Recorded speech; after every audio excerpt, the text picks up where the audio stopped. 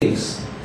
Balikan ko, swift and sure justice. Yung siguradong, alam mo, kahit mag-dependency ka dyan, kung alam na naman ng kriminal na, only 10% chances na mahuli ako. Pero kahit 10 years imprisonment, pero alam niya na pag ginawa ko dyan, 95% kukulong ako. That's first, swift and sure justice. Pangalawa, start from the top. Kaya kami sa bayan mga, hindi kami nag-ano yan sa mga municipal clerk na nagnakaw ng 20,000. You start from the president.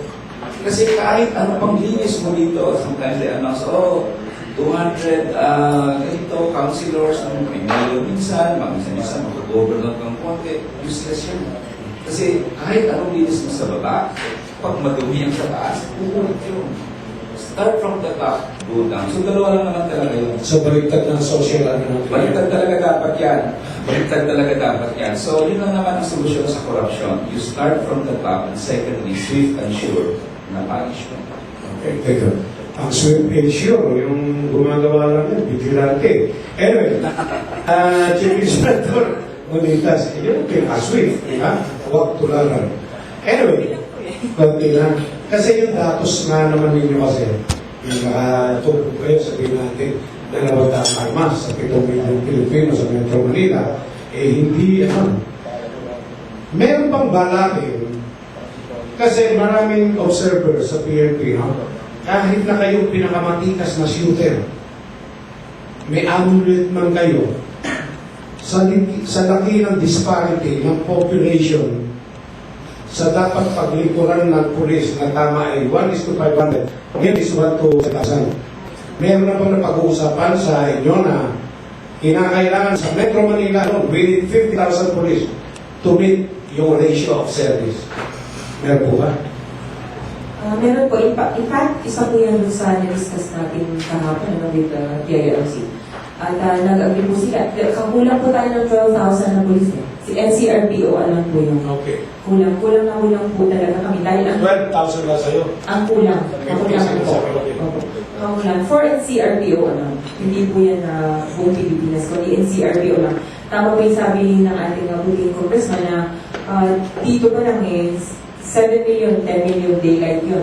Gabi po, mga 5 to 7 million yung ating mga tao. So, imagine lang po natin yun. Out of 18,000 po kasi, bali po yung ating, sa Manila po, meron po tayong 1,700 plus na barangays. Yan po yung unang project ng ating regional director na tauhan po natin na isama yung ating mga kapulisan sa ating mga barangays naman para po marondahan natin yung buong Kamaynilaan na nagawa naman po natin effectively.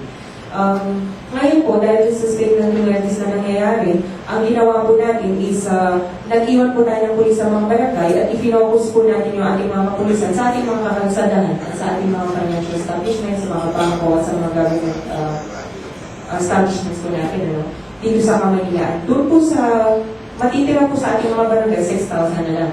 Meron po tayong 1,000 para sa ating mga administrative functions na. And the rest po nasa kalsada na po talaga yan. Kulang pa rin po, so na-discuss po yan ng ating regional director sa ating ILG. At nag-agree naman po sila, nagdagdagan yung ating forces, kaya lang po dahan-dahan dahil ongoing pa po yung recruitment ng ating mga kapulisan at kulang naman po na. Sa buong bansa po, kulang naman po talaga yung ating mga kapulisan. So, ginagawa po ng ating NCR, para po i-double yung ating mga forces, isinisip po natin yung operasyon at yung tulong ng ating mga security forces at yung ating tinatawag na force multipliers. At ngayon po, lalo-lalo po sa ating mga financial establishments, yung ating mga malls, marami po tayong security guards ng mga yan, mga security. Kasama po sana natin sila bilang force multipliers natin. Doon nga po sa nangyari, kagaya ng sa nabanggit na pala, sa Megabon, marami po tayong kasama dyan. Ang ginawa po natin is continuously we're reviewing po yung kakulangan. Kung ano po yung naging problema between the police and the security forces. Okay, ang masama nga dyan, Chief Inspector kulang na ang police, inaasahan ninyo sa namang interview, sinasabi ng mga security guards ay isa sa mga sektor ng yung force multiplier. Hinubaran nga sila ng sandata ng COMELEC Paano kayo matutulungan yan? Tapos lumabas pa yung reactionary statement ng PNP, I'm sorry to say this, Eh, gusto pa ng PNP ngayon ipagbawal na ang hardware sa mga malls. Oh my God. Iko-correct ko po yun.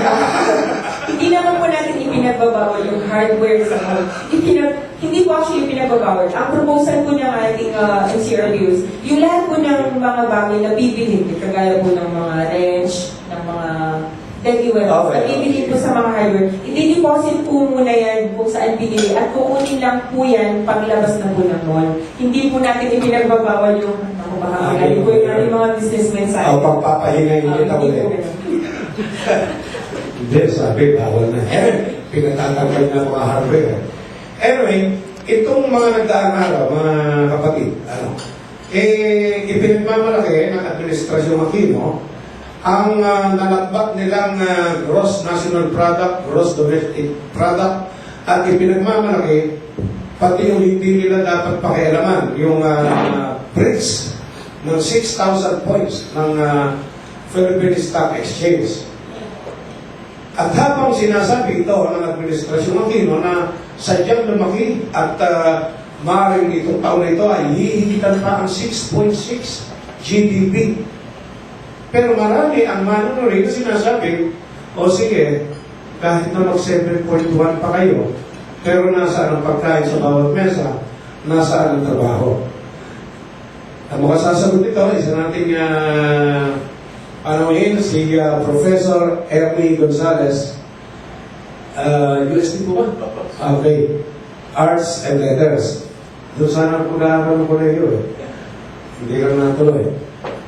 Magandang umaga po at maraming salamat po, Professor Gonzalez, sa inyong paggalaw. At totoo po ba ito? Napakasigla ng ekonomiya ng Pilipinas na sumisigla na rin ang bawat buhay ng bawat Pilipino ngayon. Magandang umaga. Kami ng mga ekonomista ay minsan magkaiba ng tingin Pero ang puntos na, simple yung nakatingin sa katotohanan. Paano mo malalaman totoo yung pinipilinan mo dito sa issue na ito? Kasi, tandaan mo natin, itong GNP na to, itong GDP na to, isang uri ng tool na kinuha, hinabit sa isang maunlad na ekonomiya. Kaya, lahat po ng assumption sa isang maunlad na ekonomiya directly embedded dun sa lumalabas dun sa GNP. Kaya kung tutuusin, in principle, pag tumaas yung GDP, GNP, ang logical na nangyayari, tamang sa poverty. Yan ang logical relationship na. Kaya pinupuntos sila doon sa mauunlad na bansa, tumaas yung GDP para yung unemployment, masolve nila yung problema. Pero ngayon, hindi na rin nag-work sa Amerika. Yun nga tinutuklas nila. Bakit nag-fail yung tool na yan? Actually, minute ni Queen Elizabeth, yung mga matatalino niyang ekonomista, sabi ni Queen Elizabeth, wala tayong problema sa pondo. Marami tayong pondo. Pero bakit ganito ang ekonomi ng mundo? Bakit pabaksak ang mundo? Wala ba kayong masasabing solusyon dito? Iyon ang nangyayari sa paligid natin. Balito na, bakit ang bansa natin tumataas? Pero, nagigirap ang tao na.